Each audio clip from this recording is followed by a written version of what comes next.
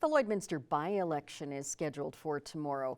Aaron Buckingham moved into the role of the city's fire chief, leaving one vacant seat on city council. There are 8 candidates running for that open spot. You can vote between 9 a.m. and 8 p.m. tomorrow at City Hall. You must be a Canadian citizen and at least 18 years old to vote. You'll need your driver's license or 2 pieces of ID that show your name and your address. More information is available at lloydminster.ca/LloydVotes. Cute, cuddly, and adorable dogs were showcased in an adoption event over the weekend. For the Love of Dogs was held in Pet Value this past Saturday. Amy Addison of the Pet's Purpose showcased some of the dogs available through their shelter. We have Biscuit. He is our 2-year-old Great Pyrenees cross.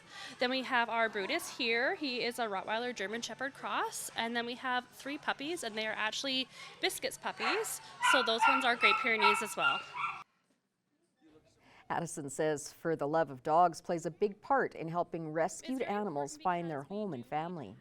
Our dogs adopted out. There is a huge need for dogs being rescued and cats being rescued as well. So these adoption events really help us spread the word about not just our shelter as a whole, but it helps these dogs get into homes. If you missed the event, you can still apply to adopt on their Facebook page. The fire department shared some information with the Rotary Club this morning on their upcoming charity hockey game. Fire Chief Aaron Buckingham and firefighter Braden Willard talked about the 7th annual Battle of the Badges, where the Lloydminster Fire Department faces off against the RCMP to raise funds for a good cause. Battle of the Badges is a charity hockey game that we have put on for 7 years now, and it's about getting the community out together and raising some funds and food bank items for local charities around Lloydminster. Willard remembers the first Battle of the Badges game he played in and has seen how the event has grown throughout the years. I remember playing in my first Battle of the Badges game and thought this is really awesome, and it's great to see everyone come out. As it's progressed over the years, we've seen more and more people come out to support, and we've also incorporated the food bank drive, and we're gearing it this year towards an Easter food bank drive as well, try to help those families in need this time of year. The Battle of the Badges is March 9th at the Centennial Civic Center with a puck drop at 12:30 p.m. It's time now to take a look back at notable events from the past with Retrospect. Here is Callum Honker.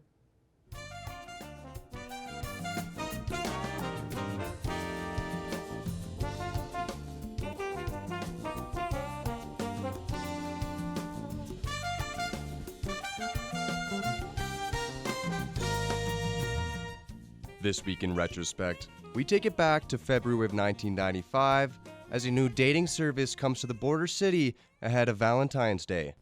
We have a whole section here on your likes and dislikes, and you rate those on a scale of 1 to 10. A big city idea has hit the Midwest, as Lloydminster is now home to a dating service. There's a lot of people in Lloydminster that don't know how to meet other people. There's a lot of singles, a lot of divorced people, a lot of farm people, and the only place here to meet people is the bars, and there's a lot of people that don't want to go to the bars. 54 people have used the business in its first 3 weeks, aged anywhere from 21 to 57 years old, including a divorced woman who'll be going on her first date tonight. Well, I think it's a good way to meet people. I think your options are limited for meeting single people. You can usually meet them through work or friends, that type of thing, or I guess the bar scene if you like that type of thing. So I think it gives you an option to meet people on a different basis. People using the service are required to go through a thorough interview process in an attempt to find the right match. They come in and they fill out a confidential application form, and then from there, after that's done, we have an interview. It takes about half an hour to an hour, and then from there we do the matching. The dating game isn't for everyone, as there's a lot of happy couples in the Midwest. But as they say, everyone knows someone who's looking for a companion. I've had a boyfriend for a long time, so it's hard to know about dating, but my friends are interested in it and signing up. What do they see in this thing as an advantage to them, I guess? Well, something fun to do, meet new people. I don't know, it's more discreet. You can find out more about people before you actually meet them. With a dating service, a few misconceptions always arise, something Rogers quickly puts to rest. We have a lot of professional people. We don't have anyone that I wouldn't recommend for my brother or my sister or myself to go out with. They're really good. Jim Unger, Made in the Midwest. And in 1999, we take a look at the Wainwright Bisons before their playoff tournament. Change for a hockey team can be a bad thing, but it can also be a very good thing. The Wainwright Bisons are the best example of that. The Bisons changed their coach from last season and added some new faces to their lineup, and hence they have turned their team into a contender. We made some changes around Christmas time, and the attitude in the dressing room is so much different right now. These guys are confident. The bulk of the team, the core of the team are the same players. We've added a few players in key situations, but the biggest thing is the attitude is so great right now. They got confidence, and now they know they can win, and it makes a difference. The Bison struggled at the start of the season, having trouble beating any of the league's teams, but Wainwright has racked up some impressive wins in the second half of the year, including weekend victories over the Saddle Lake Warriors and the Lloydminster Bandits. Those 1-2 goal games at the first of the year now are hurting us, getting closer to playoff time. It puts us down, in the middle of the pack where I think we should have been able to, been a little bit higher. But we learn from them. You learn from your losses, and these guys learn a lot, and now they know how good it feels to win, and it's enjoyable to watch. These are the wins that we needed going into the playoffs. It gives you a little bit of confidence. Like I say, we've won a lot of the games in the second half, but the games against the top teams are the ones that are key, and this is a key win for us. Wainwright will likely enter the Junior B playoffs in 6th place, and that's just fine with them. We've told them to completely forget about the first half of the year, and that'll be the same thing with the playoffs. Nothing matters. Playoff starts. It's a whole new game, and you put out there, you get a good hot goalie, and your team plays well. Anything can happen. For NewsHour Sports, I'm Aaron Bolton. And that's all that we have for this week in retrospect.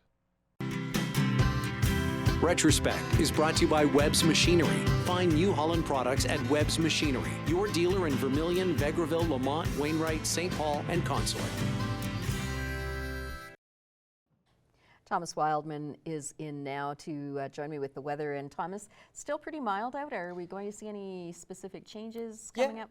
Yeah, I think it's probably going to get colder as we get later into the week here this week and get closer to the Family Day long weekend, unfortunately. But right now, we're sitting a little bit warmer than usual right now. Looking at the almanac right now, is today our high was a lovely 0 degrees. I actually went out a little bit today and just for a walk or two, and it was fantastic. -10 for the low today, which is significantly higher than the -18 low we usually have. Normal high right now is -6, so not the usual cold February that we're all used to. It must be the season of love warming all of our hearts right now. Taking a look elsewhere, though, at the current conditions right now, it is -2 with wind chill. We're getting down to -6 right now. Humidity at 74% chance. That should be a light snow, if not freezing rain for us here today, and so hopefully we'll be able to just keep this nice mild weather for today. Nice and calm out at North Battleford. They're sitting at -4 with wind chill. They got no wind chill at all, so 71% chance of humidity. A little cloudy out there, though, like the rest of us. And it's also cloudy and nice and warm in Cold Lake at 0 degrees with the wind chill, though, down to -4. Only a 59% chance of humidity just a little further west of us here in Lloydminster. Taking a look at the current temperatures across the region, Cold Lake and Bonnyville sitting at that 0 degrees as mentioned. Marwayne sitting at -1. St. Paul a little cooler at -4 out in the west. Lac La Biche sitting at a warm 2 degrees, and as you get further into the west, Vegreville is sitting at 0 degrees, and Edmonton sitting at 2 degrees as well. A little south of us, Vermilion and Wainwright sitting at -2, and then Provo sitting at 0 degrees as well. Taking a look at the Saskatchewan side, all up north, they're sitting at a nice 0 degrees as well, including Meadow Lake and Green Lake. St. Walburg sitting at -3. They're going to be one of the coldest on the Saskatchewan side, with -5 at Maidstone and -7 currently at North Battleford. Taking a look at tonight's forecast, we're going to be seeing -10 degrees as our low. A little snow at times this evening with little or no accumulation. Otherwise, it's going to be overcast throughout the rest of the day. 65% chance of that little snow. So hopefully it'll all disappear and we won't have to grab the shovels for the rest of tomorrow morning. North Battleford sitting at -13, overcast, only a 25% chance of snow or rain out there. And in Cold Lake, they're sitting at -11, turning cloudy, 25% chance for precipitation there as well. We'll take a quick gander at our upcoming next 3 days. Tuesday, we're sitting at -5, a low of -11. Wednesday, 76% chance of 1 to 3 centimeters of snow, -8 is the high, -19 is a low. And Thursday, sitting at -11 and will be a high of -11, low of -15. We'll be getting a little sunny, but that will continue into the later parts of the week as it will get significantly colder, though it might be getting a little clearer. But that is it for our first look at the weather. We will have some more news headlines after the break.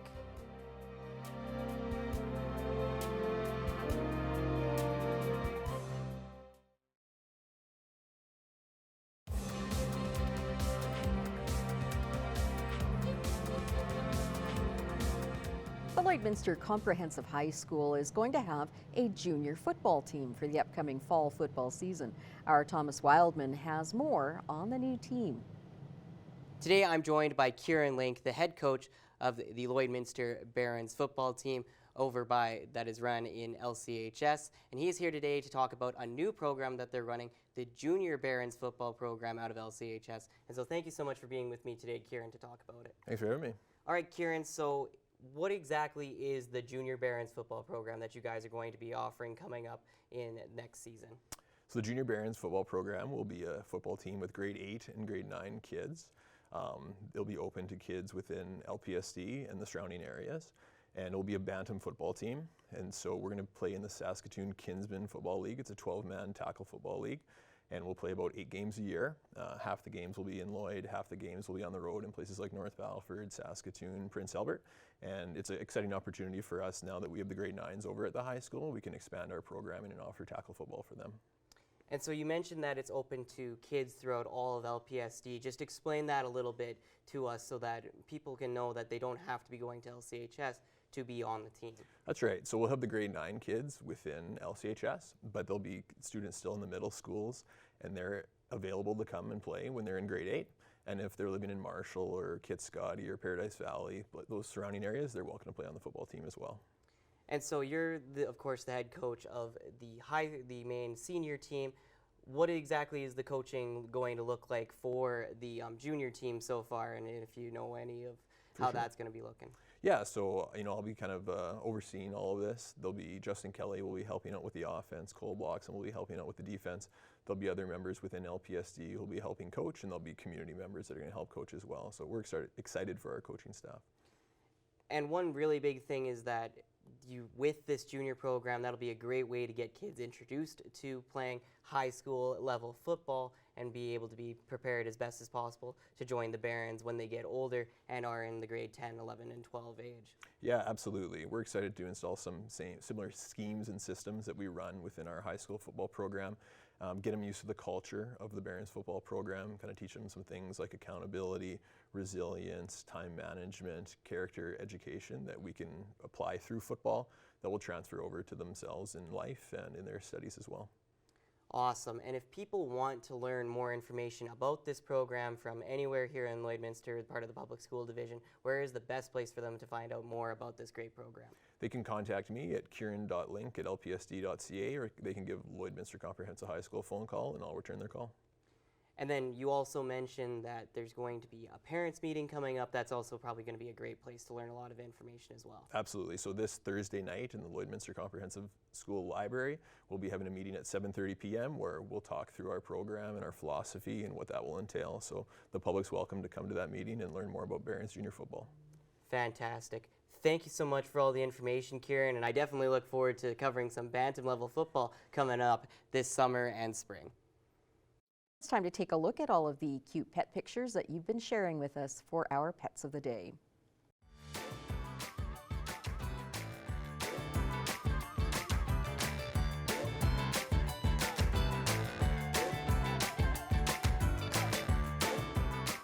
We want to see your pet. Send photos of your pet and their name to have them featured on Pet of the Day.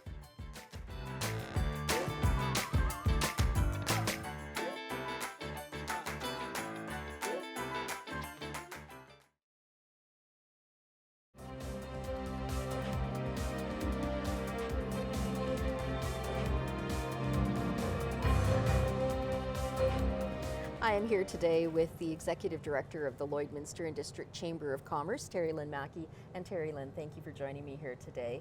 And we are here to talk about an upcoming job fair in March. Can you tell me a little bit about it?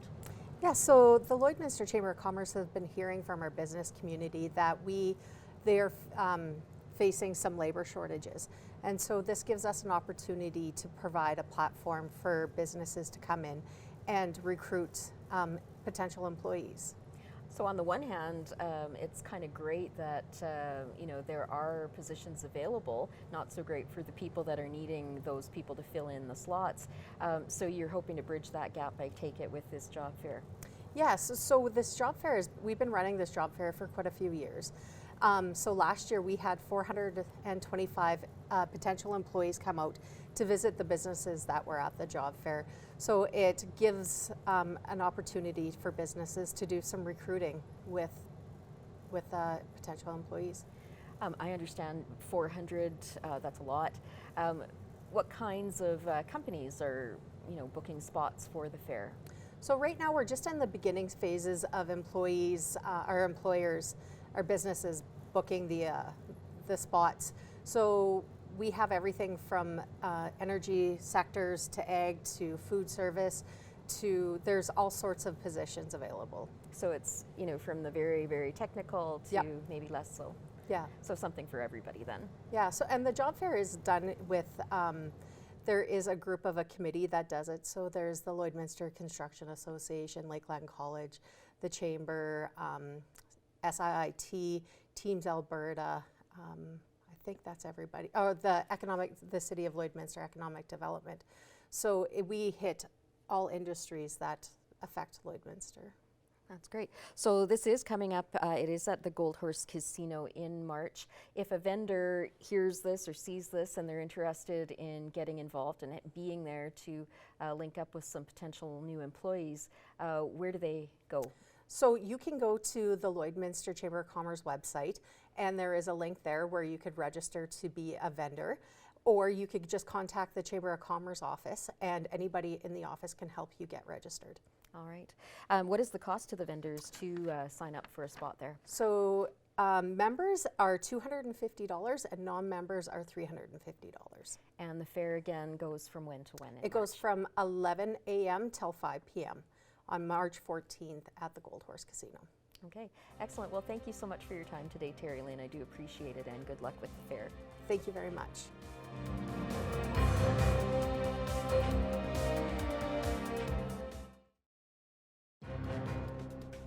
Furniture set and design supplied by Furniture Gallery, downtown Lloydminster. So I am joined today by Sydney Christie and Julia Oberg with the Lloydminster Chiropractic Center. Thanks for joining me today. Thanks for having us. Thank you for having us. I know it's probably been a busy time for you there, just because it is the middle of winter here. We've had some very slippery conditions and also some really, really heavy snow that people have probably been trying to clear off their driveways and sidewalks. What are some issues that you see typically at this time of year with people coming in? Definitely some slips and falls. So it's important to try and prevent those falls by slowing down. Walking like a penguin can be helpful as well. So waddling side to side, making sure your hands are out of your pockets so that if you do have a slip, you can catch yourself. And then wearing proper footwear as well. You know, sometimes people don't wear the best footwear in the winter time, so those slips become more prominent. Wearing light shoes with a thick non-slip sole can help increase that traction so you're not slipping as often on the ice. Now, it's not an issue just for elderly people either. I should say I've been suffering from falls probably my entire life. I'm not the most coordinated. Do you also see a lot of people coming in with issues related to having to clear that snow off and that kind of thing? Yeah, that's right. We do see some injuries from shoveling and things like that, back injuries and shoulder injuries. So it's important to not lift very heavy with the snow, to try to lighten that load and to try to just push the snow to the side instead of trying to lift it and throw it. And that tends to help.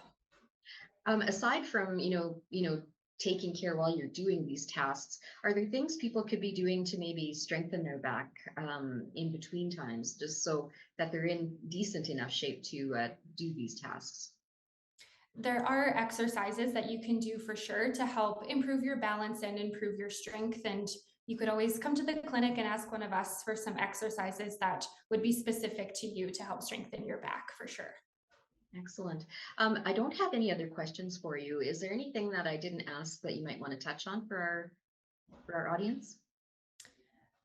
We had just a couple more things to add in for prevention of slipping and falling. So to try to tap your foot out in front of you as you're walking to make sure that the area isn't slippery. And if you do see that the sidewalk is icy down the middle and there's snow on the side, try to walk on the snow versus the ice. And then again, just to lighten those loads, it just makes it easier to maintain your balance. And yeah, and if you do slip and fall, come and see us at the Lloyd Chiro Center and we will assess you and determine what treatment plan is best for you. Yeah. And we've got different modes of treatment. So after that assessment, we could do adjustments. We can do laser therapy if you've had a sprain or a strain. We can also work on your muscles. So other things that we can do to help you after an injury as well. Mhm. Excellent. Well, thank you so much for your time today. I do appreciate you sitting down to explain all of this to me, and have a great day. Yes, you Awesome. too. Thank you very much. Superstar Beyonce not only attended the Super Bowl, she also appeared in a Verizon commercial where she promoted some new music. Broke the internet again. Oh, it's coming in really fast. Yeah, it's Verizon 5G. The network is crazy powerful. I bet you can't break that. Bet I can. Wait, what? Beyonce's new album will be called Renaissance Act 2 and is set to be released on March 29th.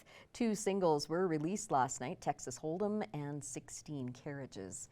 And I did not see that ad. How about you? No, I missed that one. I caught a lot of my favorite one was the Eminem one about the runner-up bowl with Dan Marino. I'm a big Dan Marino fan, and Terrell Owens and all those guys, and it's unfortunate they never won a ring. Yeah, but for sure. yeah, and then of course KC won, and I believe I've said that multiple times on these casts that they were gonna win. So Yep, and I know what I'm talking about for once, guys. I couldn't breathe through the first part of the game, and until we got to overtime there, they seemed to have it in hand, so I like the way it came out. Anyways, that's all we have for you tonight. Thanks for joining us. Have a good evening.